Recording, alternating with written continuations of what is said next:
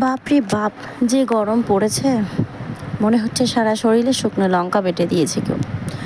চলো দেখি এই আমগুলো দিয়ে ঠান্ডা কিছু বানানো যায় কি না, যাতে একটু কলিজাটা ঠান্ডা হয়। আমি এখানে টাটকা 3টে আম নিয়ে নিয়েছি। আমগুলো গাছ থেকে মাত্রই পেরে আনলাম। এর মধ্যে একটা আম ডাসা ছিল। আমগুলোকে খুব সুন্দর করে ছুলে পানি দিয়ে ধুয়ে নিয়েছি। এরপরে এই ছুরিটার সাহায্যে আমগুলোকে আমি টুকরো টুকরো করে কেটে নেব। ভিতরের আমটাতে একটা আমে ভিতরে আটি হয়ে গেছিলো, যার কারণে আমি প্রথমবার কাটতে পারিনি। তারপর সাইড দিয়ে কাটছিলাম এইভাবে। তোমরা যারা আমার ভিডিও দেখো তারা অবশ্যই কমেন্টে জানাবে যে তোমরা কেমন ধরনের রেসিপি দেখতে চাও। আমের কোনো রেসিপি যদি তোমাদের মাথায় থাকে, আইডিয়াগুলো আমাকে অবশ্যই দেবে, কমেন্টে কিন্তু জানাবে, তাহলে আমারও সেগুলো বানাতে সুবিধা হবে। আমি তো একা একা সব কিছু ভেবে ভেবে পারি না। তোমরা যদি একটু সাজেস্ট করো তাহলে খুব ভালো হয়। যেহেতু গরম পড়ে গেছে, এই গরমে কিন্তু ঠান্ডা শরবত, ঠান্ডা পানীয় অনেক কিছুই খেতে আমাদের ইচ্ছে করে। আর সেগুলো যদি হয় ঘরোয়া পদ্ধতিতে, বাইরের কোনো রকম স্যাকারিন অথবা কালার ফুড দিয়ে মিক্স করা জিনিস না হলেই সব থেকে বেশি ভালো হয়। আমি আজকে ভাবছিলাম এই আমগুলো দিয়ে আইসক্রিম বানাবো। আমি আগে কখনো আমের আইসক্রিম বানাইনি, আমি কোনো ফলেরই আইসক্রিম বানাইনি। একবার চকলেট আইসক্রিম বানিয়েছিলাম, সেটা তোমাদের সঙ্গে শেয়ার করেছি। আমার চ্যানেলে রয়েছে ভিডিওটি, তোমরা যারা দেখোনি তারা দেখে নিও। এই প্রথমবার আমের আইসক্রিম বানাবো, তো এটা নিয়ে আমার কোনো আইডিয়া ছিল না কিভাবে বানাবো। আমগুলোকে আমি সুন্দর করে কেটে নিয়েছি, দেখতে পাচ্ছ। 3টে আমে মাত্র এইটুকু হয়েছে। যাই হোক, এবার একটা মিক্সার জারের মধ্যে আমগুলো দিয়ে দেব।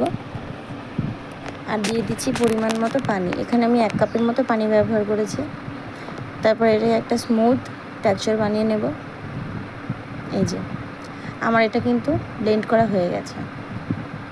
এটা অতটাও ভালো মতো ব্লেন্ড হয়নি, কিছু কিছু আম শক্ত রয়ে গিয়েছিলো, যার কারণে আমি একটা ছাঁকনির সাহায্যে এই চামচটা দিয়ে আমগুলোকে ভালো করে ছেঁকে নিচ্ছিলাম। পুরোপুরি পিউরিটা বার করে নিতে হবে। এই যে এরকম একটা স্মুথ পিউরি বার করে নিতে হবে। তারপরে কড়াইটা গরম হয়ে আসলে কড়াইয়ের মধ্যে আমের পিউরিটা আমি ঢেলে দেব। আস্তে আস্তে নাড়াচাড়া করতে হবে 4 থেকে 5 মিনিট। তার এখানে আগে আমি দিয়ে দিচ্ছি চিনি গুঁড়ো চিনিটা কিন্তু তোমরা বাড়িতে মিক্সারে দিয়ে গুঁড়ো করে নিতে পারো।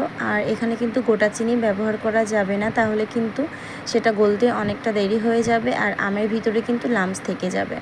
কিছু কিছু ডালা রয়ে গেছে, এটা আস্তে আস্তে নাড়াচাড়া করতে করতে মিশিয়ে যাবে। অনবরত কিন্তু নাড়াতে হবে আমটাকে।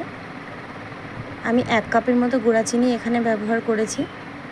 দেখো অনেকটাই কিন্তু হয়ে এসেছে, চিনিটা গুলে গেছে। এই পর্যায়ে আমি একটা বাটিতে হাফ বাটি পানি নিয়েছি আর একটা ভালো মানের কর্নফ্লাওয়ার নিয়ে নিয়েছি। এখানে 1 চামচের মতো কর্নফ্লাওয়ার দিচ্ছি হাফ বাটি পানির মধ্যে।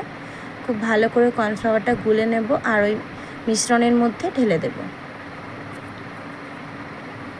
কর্নফ্লাওয়ারটা গুলে নিলাম, এবারে আমের মধ্যে আমি কর্নফ্লাওয়ারগুলো ভালো করে ঢেলে দিলাম। তোমরা যদি চাও এখানে ফুড কালার ব্যবহার করতে পারো, কিন্তু যেহেতু এটা বাচ্চারা খাবে বাড়িতে, সেই কারণে আমি ফুড কালারটা ব্যবহার করলাম না। তাছাড়া আমার কাছে ফুড কালার ছিলও না, আমি আগে কখনো ফুড কালার দিয়ে কোনো শরবত বা কোনো কিছুর ভিডিও শেয়ার করিনি আর এবারেও করছি না। যদি তোমরা দেখতে চাও, একটু দেখতে সৌন্দর্য মনে হয়, ফুড কালারটা দিলে একটু অন্যরকম লাগে, টেস্টের কোনো ব্যাপার থাকে না, জাস্ট একটু দেখতে সুন্দর লাগে, সেই কারণে কিন্তু অনেকেই ফুড কালার ব্যবহার করে। তবে যেহেতু এটা আমার ছেলে খাবে, সেই কারণে আমি ফুড কালার ব্যবহার করলাম না। আমার কাছে ফুড কালারটা থাকলেও হয়তো ব্যবহার করতাম না। যাই হোক, আমটা কীরকম পর্যায়ে নামিয়ে নিতে হবে সেটা তোমরা দেখেই বুঝতে পারছো। আর এই যে আইসক্রিম বানানোর জন্য এই মোলটা আমি অনেক দিন আগেই কিনে রেখেছিলাম, এটা মা আমাকে কিনে দিয়েছিল। তবে এর মধ্যে একবারও আইসক্রিম বানানো হয়নি, এই ফার্স্ট টাইম আমি এটার মধ্যে আইসক্রিম বানাচ্ছি। জানি না এটা কেমন হবে, তবে এটাকে কিন্তু এটা আমার ফার্স্ট আইসক্রিম বানানো কোনো ফল দিয়ে, জানি না এটা ভালো হবে কি না। তবে যদি ভালো না হয় তোমরা ভুল ত্রুটি ক্ষমা করে দিও। আর লাইক কমেন্ট শেয়ার অবশ্যই করে দেবে। যারা আমার চ্যানেলে নতুন এসেছো একটু সাবস্ক্রাইব করে পাশে থাকবে। আর কেমন ভিডিও তোমরা দেখতে চাও সেটাও কমেন্টে জানিও। এই দেখো আমি এখানে একদিন পুরো টানা একদিন পরে আইসক্রিমটা বার করেছিলাম, তার এই অবস্থা হয়েছে।